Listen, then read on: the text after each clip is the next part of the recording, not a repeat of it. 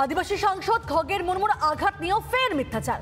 মমতা বন্দ্যোপাধ্যায় বলছেন যে সাংসদের কানে সামান্য চোট আছে, অথচ সাংসদের এক্সরে রিপোর্ট কি বলছে? চোখের নিচে হাড় ভেঙেছে, আঘাত নাকের শিরাতেও।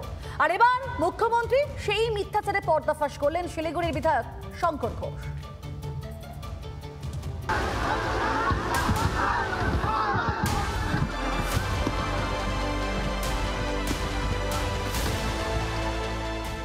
मैंने जाके खुद उनको देख के आया, उसको कान पे थोड़ा चोट है, लेकिन उन्होंने डायबिटिक का पेशेंट है, इसी के लिए ऑब्जर्वेशन है।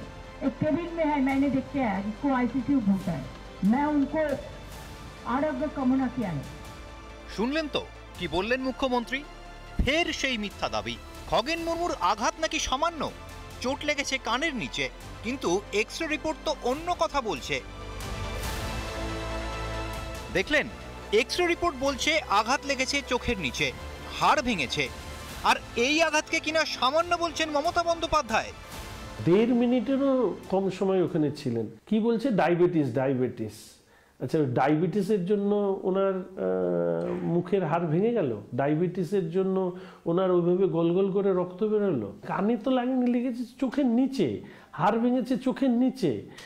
অন্তত 3টে হাড় ভেঙেছে মুখের এবং ফ্র্যাকচার হয়ে ভেতরে ঢুকে গেছে। মুখের এই হাড়টাকে বলে হচ্ছে ম্যাক্সিলা, যেটা চোখের অরবিটের তলার হাড় হচ্ছে জাইগোমেটিক প্রসেস, আর এখানে হচ্ছে নেজাল বোন।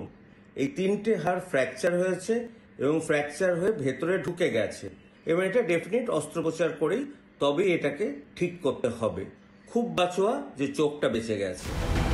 সোমবার বিজেপি সাংসদ আহত হওয়ার পর একই গাড়িতে ছিলেন শিলিগুড়ির বিধায়ক। কাছ থেকে দেখেছেন সাংসদকে।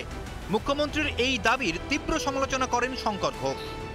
ওনার নাচ, খগেন মুর্মুর রক্ত, সবটা মিলিয়ে পশ্চিমবঙ্গের মানুষ তৃণমূল কংগ্রেসের এই মুখ্যমন্ত্রীর মুখোশ খুলে গেছে। মঙ্গলবারও খগেন মুর্মুর আঘাতকে এভাবেই লঘু করে দেখানোর চেষ্টা করেছিলেন মুখ্যমন্ত্রী।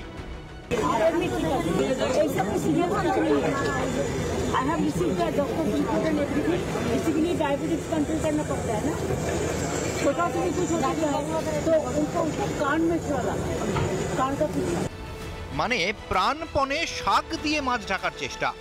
বলছি ম্যাডাম, পার্ক স্ট্রিট কামদুনির মতো দায় এড়াতে এটাকেও কি নিতান্তই ছোট ঘটনা হিসেবেই দেখাতে চান, নাকি দলের সম্পদদের কুকির থেকে আড়াল করতেই আঘাতকে লঘু করার চেষ্টা করছেন মাননীয়া?